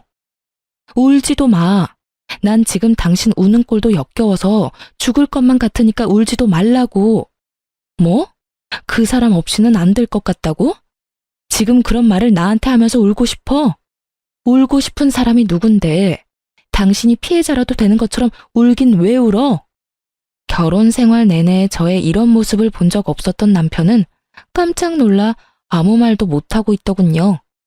전 벙어리가 되어버린 남편의 멱살을 잡고 흔들며 절규를 하기 시작했어요. 이 미친놈아, 이혼을 하고 싶다고? 그러면 뱃속 아기는? 나는 둘째치고 뱃속의 아기는 어떻게 할 거냐고. 네가 이러고도 인간이야? 네가 이러고도 사람이냐고. 저의 절규는 계속되었고 남편은 여전히 아무 말도 하지 못하고 있더라고요. 그 순간 남편의 휴대전화가 울렸고 휴대전화를 확인하는 남편의 눈빛이 갈피를 잡지 못하고 흔들리기 시작했어요. 전 직감적으로 상간녀라는 것을 알았고 제가 그 자리에서 죽는 꼴을 보기 싫다면 당장 전화를 받으라고 했어요. 제 말에 남편은 망설이는 듯 하더니 통화 버튼을 눌렀고 그 순간 저는 남편의 휴대전화를 빼앗아 스피커 버튼을 눌러버렸어요. 자기야, 놀라지 마. 나 임신했어. 테스트기가 두 줄이길래 병원에 가보니까 임신이래. 나 너무 좋아서 눈물이 다 나는 거 있지? 어쨌든 나 지금 집인데 빨리 좀 와줘. 상간녀는 울고 있더군요. 환희에 찬 기쁨의 눈물을요. 상간녀의 임신 소식이 병실을 가득 메우고 남편의 얼굴엔 순간이었지만 화색이 돌더군요. 하지만 그것도 잠시 남편은 제 눈치를 살피며 표정이 굳어져 갔고 상간녀의 빨리 와달라는 말과 함께 전화는 끊겨버리고 말았어요. 다시 찾아온 정막.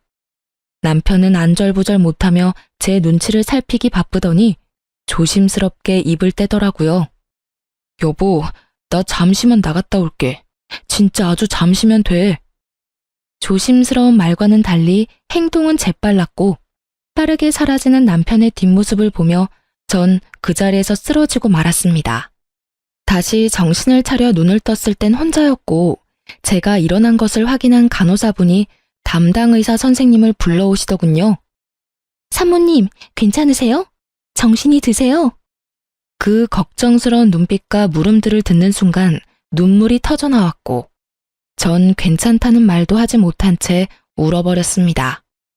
그 와중에도 다행인 건지 불행인 건지 아기는 무사했고 전 이 모든 상황들을 저와 함께 해준 아기를 지키기로 했어요.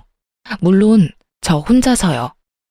남편과의 이혼은 피할 수도 피할 마음도 없었기에 저는 마음을 단단히 먹기로 했어요. 제가 첫 번째로 한 일은 흥신소를 통해 상간녀를 알아보는 일이었어요. 남편이 꽁꽁 숨기고 있는 그 여자가 어떤 여자인지 궁금해 미칠 지경이었으니까요. 며칠 뒤 흥신소에서 연락이 왔고 상간녀에 대해 알려주더라고요. 상간녀는 남편이 군대 가기 전 잠시 다녔던 대학에 함께 다니던 친구였는데 얼굴도 예쁜데 집도 부자여서 유명했다고 하더군요. 그 당시 남편을 좋아하는 여자가 있다고 들었던 것이 떠오르며 그 여자가 상간녀였음을 깨달았죠. 대학 졸업도 하지 못한 남편이 왜 대학 모임까지 나가게 된 것은 모르겠으나 알아본 바론 두 사람은 대학 동창회 모임에서 다시 재회해 그날 이후부터 만나기 시작했고 그 만남의 시점이 제가 임신한 직후라는 것을 알게 되었죠. 여기까지도 놀라운데 더 놀라운 사실이 기다리고 있더군요. 남편과 상간녀는 이미 살림도 차린 상황이었는데 그 집은 상간녀가 마련한 집으로 그야말로 저만 물러나 준다면 모든 것이 다 해결되는 분위기라는 것이었어요. 심지어 남편은 상간녀와 본격적인 만남을 시작하며 회사까지 그만둔 상태였고 그런 남편에게 상간녀는 투자를 해주어 현재 남편은 돈 걱정 없이 사업 준비를 하고 있는 상황이라는 것까지 알게 되었죠. 그쯤 되니 궁금해지더군요. 상간녀에게 향하는 남편의 마음은 연심인지 욕심인지. 그것이 뭐든지 간에 저의 비참한 마음은 같았고 그럴수록 저는 더욱 강해졌어요. 태어난 지가 언제인데 얼굴도 비추지 않던 남편은 웬일인지 다 늦은 밤에 집으로 들어오더군요. 남편의 표정, 숨소리, 손짓, 발짓. 그 모든 것들이 오늘이 우리의 마지막이라는 것을 보여주고 있었고 이윽고 남편의 입에서 이런 말이 나오더라고요. 여보, 우리 이혼하자. 이혼하자는 마당에 여보 소리는 잘도 한다. 내가 아직 당신한테 여보이긴 해? 그렇게 비꼬지 마. 나 마지막까지 당신이랑 얼굴 붉히고 싶지 않아. 참, 그러면 지금 내가 웃어야 해? 당신 마음 편해지라고 미친년처럼 하하호호 웃어줘야 해? 그런 말이 아니잖아. 나는 그저 좀 더 이성적으로 대화를 하자는 말이었어. 당신 보니까 내 욕심이 과했네. 아, 우리 이혼하자. 당신이 이혼만 해주면 이 집을 포함해서 그동안 모은 재산은 당신 다 줄게. 이거 말고 그 사람이 당신한테 따로 위자료도 두둑하게 챙겨준다니까 제발 이혼만 해줘. 그래, 하자 이혼. 얼마나 줄지 기대할게. 그런데 나 한 가지만 물어봐도 돼? 당신은 우리 아기는 안 궁금해? 그 충격을 받고 무사한지, 무사하다면 앞으로 어떻게 할 예정인지, 낳을 건지 어떻게 할 건지 그런 건 궁금하지도 않아? 전 진심으로 궁금해서 물었고 남편은 저의 물음에 표정 하나 변하지 않고 이렇게 대답하더군요. 무사하단 이야긴 병원에 전화해서 들었어. 그리고 앞으로 어떻게 할지는 궁금해하면 뭐해? 내가 낳아서 키울 수 있는 것도 아닌데. 당신이 잘 생각해서 알아서 결정하겠지. 잘 생각해서 잘 결정해. 그게 어떤 결정이든 난 당신 의견 존중하고 응원하니까. 똥 같은 소리를 참도 정성껏 짓거리고 있더군요. 전 그런 남편에게 상간녀 소송도 진행 중이니 그런 줄 알라는 말을 마지막으로 집 밖으로 내쫓아 버렸어요. 더는 그 면상을 보고 있기도 힘이 들었거든요. 그렇게 저희는 이혼을 하게 되었고 전 우리의 젊은 날을 갈아샀던 집과 남편이 상간녀에게 받아온 3억과 함께 상간녀 위자료까지 따로 받을 수 있었어요. 이혼이 확정된 날, 전 계획했던 대로 상간녀의 본가로 찾아가 상간녀의 아버지를 만났습니다. 조사를 통해 알아본 바론 상간녀의 부모님은 전 남편이 유부남이었던 사실을 모르고 있었고 받을 거 다 받아낸 저는 상간녀가 밖에서 무슨 짓거리를 하고 다니는지 그 부모님께 다 알릴 계획이었던 거죠. 예상대로 저의 폭로에 상간녀의 아버지는 노발대발 난리가 났지만 비교적 상간녀의 어머니는 차분한 것으로 보아 대충 알고 있었던 눈치 같더라고요. 누구신데 우리 딸에 대해 할 말이 있다고 하시는 건지요? 아, 제 소개가 늦었네요. 전 지금 따님이 만나고 있는 남자의 본처입니다. 정확히는 전부인 되겠네요. 오늘 이혼 확정이 났거든요. 네? 이혼이라니? 그럼 그 남자가 유부남이었단 말입니까? 우리 딸을 속였던 건가요? 아니요. 따님을 속인 것이 아니라 따님과 제 남편이었던 작자가 서로 불륜을 저질렀어요. 그래서 제가 물러나게 되었고요. 제 딸이 유부남인 걸 알고도 만났단 말입니까? 아니, 그럴 리가. 혹시 집을 잘못 찾아오신 거 아닌가요? 우리 딸이 만나는 남자가 있긴 합니다만 딸이 임신해 곧 결혼할 예정입니다. 유부남이 도대체 무슨 생각으로 처녀를 임신시키겠습니까? 전 끝까지 제 말을 믿지 못하는 상간녀의 아버지에게 두 사람의 다정한 모습이 찍힌 사진을 내밀어 주며 말했습니다. 보시면 아시겠지만 따님 맞습니다. 참고로 제 뱃속에도 아기가 자라고 있는데 그것도 따님이 다 알고 있다고 하더군요. 참 웃기는 상황 아닌가요? 조강지처 뱃속에 있는 아기는 버려도 상간녀 뱃속에 있는 아기는 지키겠다는 그 꼴이요. 그러니 제가 어쩌겠어요? 물러서 줘야죠. 에휴, 그래서 원하는 게 뭡니까? 여기까지 찾아와서 이런 말 하는 거 보면 원하는 게 있을 텐데요. 그저 부모님께서도 자기 딸이 밖에서 어떤 짓거리를 하고 다니는지, 그 짓거리 덕분에 제 가정이 어떻게 망가졌는지 다 아셔야 할 것 같아서 찾아왔어요. 아, 굳이 원하는 게 있다면 따님을 좀 꾸짖어 주시면 좋을 것도 같네요.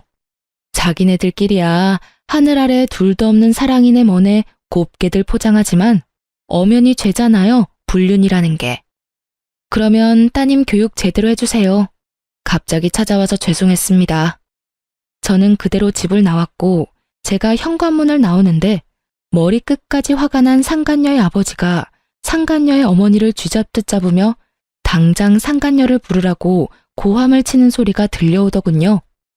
그 소리를 들으며 집으로 돌아오는 발걸음이 얼마나 가벼웠던지 모릅니다. 그렇게 집으로 돌아온 전 이사할 예정이라 중요한 짐을 따로 추리고 있었고, 상간녀에게 모든 이야기를 들은 전 남편이 역정을 내며 집으로 들어오더군요. 너 진짜 미쳤어? 돈은 다 받아 처먹고 뭐? 그 집을 찾아가?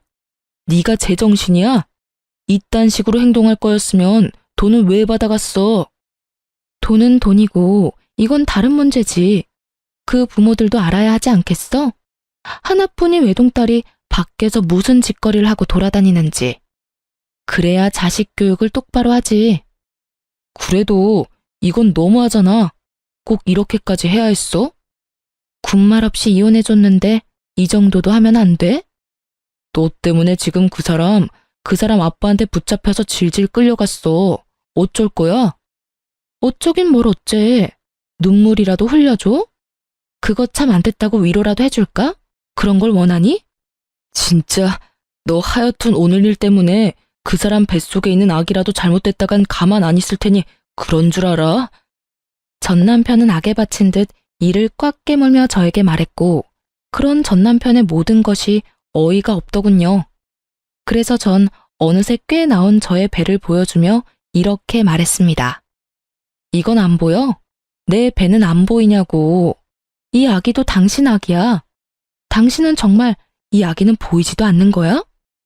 저는 전 남편을 향해 목이 터져라 외쳤지만 전 남편은 그런 저에게 시선조차 주지 않았고, 전 참지 못하고 전 남편의 뺨을 내리쳐버렸어요. 썩 꺼져. 빨리 꺼지라고. 앞으론 2번 다시 그 어떤 일로도 찾아오지 마. 한 번만 더 찾아오는 날엔 당신하고 그 여자 얼굴 온 세상이 알도록 인터넷에도 다 퍼뜨려버릴 테니까. 알겠어? 제 말에 남편은 저를 한번 흘겨보곤 나가버렸고, 그 후론 전 남편이 찾아오는 일은 없었습니다.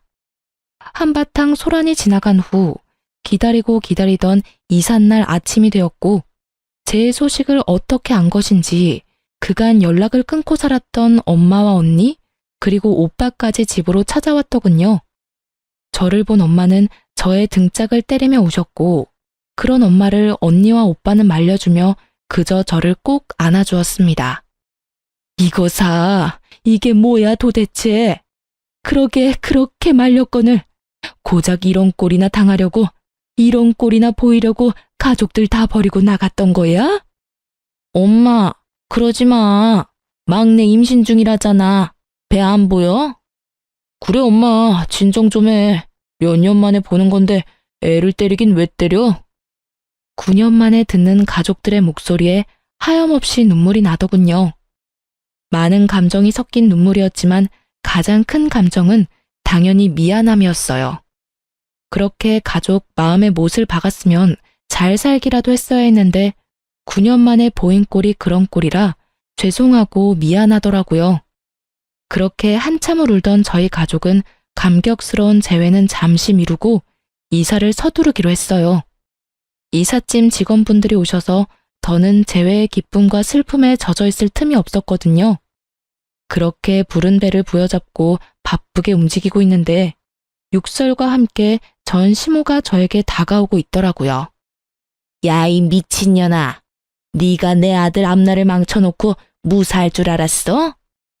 이러면서 제 머리채를 잡는데 그 순간 빈혈기가 돌며 별이 다 보이더라고요. 전 시모의 흥분은 극에 달해 있었고 저에 대한 원망과 함께 욕설들은 끊임없이 쏟아져 나오고 있었어요. 너 때문에 내 아들이 쫄딱 망하게 생겼어. 네가 그 집 찾아가서 다 말하는 바람에 내 며느리도 내 아들도 그 집에서 쫓겨나 버렸다고. 그게 어떻게 잡은 기회인데 니년이 다 책임져. 다 책임지라고. 그 뒤로도 전 시모는 끊임없이 하소연과 함께 원망들을 쏟아냈고, 이야기를 들어보니 모든 사실을 안 상간녀의 집에서는 상간녀에게 해주던 모든 지원을 끊어버렸고 2사람이 살고 있던 집마저 뺏어버렸다고 하더군요. 한순간에 거지 신세가 된 2사람이 집으로 찾아가 빌어봤지만 상간녀의 집에선 2사람이 헤어지지 않는 이상 상간녀 역시 없는 자식으로 여기고 살 것이라는 답만 돌아왔고 상간녀는 하는 수 없이 전시댁으로 들어와서 살고 있다고 하더라고요. 한평생 고생이라곤 모르고 산 상간녀가 전시댁의 환경에서 산다는 건 고역과도 같은 일일 테죠. 그렇게 한참을 쏟아내던 전시모는 급기야 저에게 돈 타령까지 하기 시작했어요. 네가 다 이렇게 만들었으니 네가 다 책임져. 돈이라도 내놓으라니 말이야. 네가 받아간 거 다 내놔. 그 순간 잠시 이삿짐 차에 갔던 식구들이 돌아오고 저의 모습을 발견한 엄마가 달려와 전시모의 손을 낚아채 있는 힘껏 밀어버렸어요. 이 여편네가 감히 누구 머리채를 잡아? 정신 나갔어? 어디서 내 딸 머리를, 그것도 임산부를, 네가 제정신이야? 당연히 이삿짐 센터 직원인 줄 알았던 엄마의 등장에 전시모가 당황한 기색이 역력하더군요. 그랬겠죠. 한평생 가족에게도 버림받았다며 저를 알게 모르게 무시했던 전시모였는데 이렇게 든든한 가족의 등장에 당황스러울 법도 했겠죠. 전시모는 바닥에 고꾸라진 채로 우리 가족을 차례로 훑고 있었고 화가 머리끝까지 난 언니가 자신의 직업이 경찰이라고 밝히며 이렇게 말하더군요. 아줌마, 한 번만 더 내 동생한테 욕하고 때리면 수갑 채워서 체포할 테니 각오하세요. 참고로 그렇게 잡혀가시면 합의는 없습니다. 아시겠어요? 이런 언니의 말에도 정신을 차리지 못한 전시모는 끝까지 돈 타령을 해대고 있었고 전 무슨 돈이냐며 물었죠. 다신 오지 않을 테니 돈 내놔. 돈만 주면 오라고 해도 안 올 테니. 무슨 돈을 달라고 이 난리세요? 그걸 몰라서 물어? 이 집 팔았으면 돈이 있을 거 아니냐? 엄연히 그 돈에 내 아들 목도 있는데 왜 모른 척을 하니? 그거랑 이혼할 때 받아간 3억, 그것도 내놓거라. 정말 뱃속의 아기만 아니었다면 욕이라도 실컷 해주며 있는 힘껏 한 대 때리고 싶더라고요. 다른 것도 아닌 위자료 내놓으란 말을 당당하게 하는 전시모의 모습을 보는데 화가 머리끝까지 나며 어이마저 없더군요. 아줌마, 잘 들어요. 그 돈은 내 뱃속에 있는 이 아기의 몫이자 내가 23살부터 이때까지 단 하루도, 단 1분도 제대로 쉬지 않고 열심히 살았던 날의 몫이자 하루아침에 배신당하고 갈기갈기 찢어져 버린 내 마음의 상처에 대한 약값이에요. 그러니까 절대 한 푼도 줄 생각 따위 없어요. 정 그 돈이 탐나고 갖고 싶으면 소송을 거세요. 저는 코웃음을 치며 전시모에게 말했고 제 말이 끝나자마자 변호사인 오빠가 나서 제 변호를 자처하고 나서더군요. 참고로 제 동생 변호는 제가 맡도록 하죠. 마침 그 분야가 제 전문이라 자신 있거든요. 그러니 언제든 소송 걸고 싶으면 걸도록 하시죠. 애꿎은 제 동생 괴롭히지 말고 법으로 이야기하자 이 말입니다. 전시모는 꽤 많이 당황한 눈치이더군요. 그럴 수밖에 없는 것이 상견례도 없었고 결혼식에선 가족들을 따로 소개할 시간도 소개를 받고 싶어하는 마음도 없었기에 저희 가족들의 직업, 형편에 대해선 전혀 알지 못했거든요. 그 뒤론 연을 끊고 지내다시피 했으니 저희 친정이 꽤 산다는 것을 전혀 모르고 있었으니까요. 전시모는 오빠의 말이 끝나자 당황한 눈초리로 가족들을 번갈아 살피기 시작하더군요. 경찰인 언니의 변호사인 오빠, 그리고 있어 보이는 엄마의 차림새까지. 찰나의 순간 가족들을 살핀 전시모는 갑자기 태세를 바꿔 저에게 무릎까지 꿇고 애원하기 시작하더군요. 아가, 내가 잠시 미쳤었구나. 내 아들이 하루아침에 거지꼴이 되어서 집으로 들어왔는데 어떤 부모가 제정신일 수가 있겠어. 너도 뱃속에 아기가 있으니 조금은 이해를 할 거다. 그러니 방금 전 내 행동은 네가 이해를 좀 해주렴. 그리고 이해하는 김에 내 아들도 좀 이해해주면 안 되겠니? 말이야 바른 말이라고 여자가 작정하고 꼬시는데 남자가 어쩌겠어. 그간의 정을 생각해서라도 네가 이해하고 용서 좀 해주렴. 네가 용서만 해주면 내 아들도 다시 너한테 돌아올 거고 그렇게 두 사람 제외하게 되면 뱃속의 아기한테도 좋지 않겠어? 애를 생각해야지. 이 험한 세상에 애를 혼자 낳아서 어쩔 생각이니? 남들 다 있는 아빠, 우리 손주한테서 뺏을 생각은 아니지? 이때껏 한 번도 꺼내지 않던 손주 이야기까지 들먹이며 애원하는 꼴이 참 가증스럽기 그지없더군요. 엄마 역시 저와 생각이 같았는지 전 시모의 말에 한마디의 대꾸도 없이 시모를 질질 끌어다 내쫓아 버렸고 저의 이사는 무사히 마칠 수 있었습니다. 그날 이후 전 가족의 품으로 돌아가게 되었어요. 이미 사버린 집은 세를 주기로 했고 가족의 뜻에 따라 친정에서 지내게 된 것이죠. 그렇게 친정에서 지내는 동안 출산날이 가까워졌고 입원을 했던 대학병원에서 진료를 계속 보며 그곳에서 출산까지 하기로 했습니다. 출산을 하기 전 마지막 진료날, 언니와 함께 병원에 갔는데 그곳에서 전 생각지도 못한 사람을 만나게 되었어요. 그건 바로 상간녀와 전 남편이었어요. 그토록 화려하고 당당하던 상간녀의 모습은 온데간데 없이 사라지고 행색이 초라한 배불뚝이 여자가 전 남편과 옆에 자리하고 있더군요. 한 걸음씩 한 걸음씩 두 사람과 가까워졌고 저와 언니를 발견한 상간녀는 두 눈이 동그래지더니 이내 승리의 표정을 지으며 전 남편의 팔짱까지 급하게 끼고 저에게 다가와 인사를 건네더라고요. 오랜만이네요. 잘 지냈어요? 아, 이런 질문 좀 그런가요? 하긴, 잘 지낼 턱이 없는데 질문이 좀 그랬죠? 방금 전까지 전 남편과 돈 때문에 다투는 소리를 다 들었는데 이렇게까지 해서 저에게 아는 척이 하고 싶은 그 마음이 다 궁금하더군요. 그런데 그 애는 정말 낳아서 혼자 키울 수 있다고 생각해요? 진작 지우지. 이게 무슨 청승맞은 짓이에요. 뭐라고? 너 말 다 했니? 그게 네가 나한테 할 말이야? 왜 화를 내고 난리래? 다 걱정해서 하는 말인데. 아, 그리고 혹시나 해서 하는 말인데 양육비 이런 건 바라지도 말아요. 하긴 뜯어간 돈 많으니 양심이 있으면 양육비 달란 말은 못하겠지. 상간녀는 어떻게 해서든 제 속을 긁고 싶어 안달인 듯 했으나 전 도발에 더는 넘어가지 않았고 상간녀를 위아래로 훑어주며 이렇게 말했습니다. 그게 걱정이어서 굳이 반가워하지도 않는 사람한테 인사까지 한 거야? 하긴 꼴을 보아하니 걱정이 되긴 하겠다. 양육비 줄 능력도 처지도 안 되니까 말이야. 나 양육비 달라는 말 할 생각도 없으니까 그런 걱정은 넣어두고 사랑으로 가진 애 잘 낳아서 찢어지게 가난한 집에서 잘 키워봐. 난 댁들 덕분에 가족도 다시 만나 잘 지내고 돈도 많아서 양육비 걱정은 없거든. 제 말에 상간녀는 미간을 찌푸리는가 싶더니 이내 코웃음을 치며 비아냥대기 시작하더군요. 참 좋기도 하겠네요. 남편도 뺏겨서 애도 혼자 낳고 혼자 키워야 하는 마당에 좋다고 웃는 꼴이 참. 어떤 면에선 참 대단하기도 하네요. 상간녀의 비아냥거림에 제가 반격을 하려는 순간 어느새 제 곁으로 온 담당 의사 선생님이 제 어깨에 손을 두르며 언니에게 이렇게 말하는 것이 아니겠어요? 초영, 여기서 뭐 하세요? 무슨 일 있어요?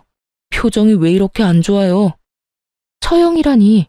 전 크게 당황을 했고 언니 역시 당황한 기색이 역력했지만 그것도 잠시 천연덕스럽게 선생님께 제보라고 하며 상황을 설명하기 시작하더군요. 언니의 설명을 들은 선생님은 제 어깨를 잡은 손에 힘을 주며 말을 하더군요. 아, 아직 소식 못 들으셨나 봅니다. 저 이 사람하고 결혼 약속했어요. 식은 아직이긴 한데 출산하고 몸 추스르는 대로 결혼식 올리려고 하고 있어요. 원하신다면 청첩장 나오는 대로 보내줄 테니 와서 자리를 빛내주는 것도 좋을 것 같네요. 언니 못지않게 선생님은 천연덕스럽게 연기를 펼쳤고 선생님의 말에 이때껏 입 한 번 떼지 않고 있던 전 남편이 저를 향해 말을 하더군요. 여보, 이게 다 사실이야? 당신 이 남자랑 결혼했어? 혼인신고라도 한 거야? 전 남편의 말이 끝나자마자 여보라는 단어에 발끈한 상간녀는 제가 무어라 답할 새도 없이 전 남편을 쥐잡듯 잡기 시작하더군요. 당신, 지금 뭐라고 했어? 여보? 누구 보고 지금 여보라고 하는 거야? 상간녀의 말에 전 남편은 그제야 자신이 어떤 단어를 썼는지 자각한 듯 새하얗게 질린 얼굴로 말까지 더듬더라고요. 아니 그게 습관적으로 나도 모르게 튀어나왔어. 그걸 지금 말이라고 해? 당신은 아직도 저 여자하고 결혼한 사이라고 착각하는가 봐. 아니, 저 여자랑 다시 살고 싶기라도 한 거야? 무슨 말을 또 그렇게 해. 실수라고 했잖아. 실수라고?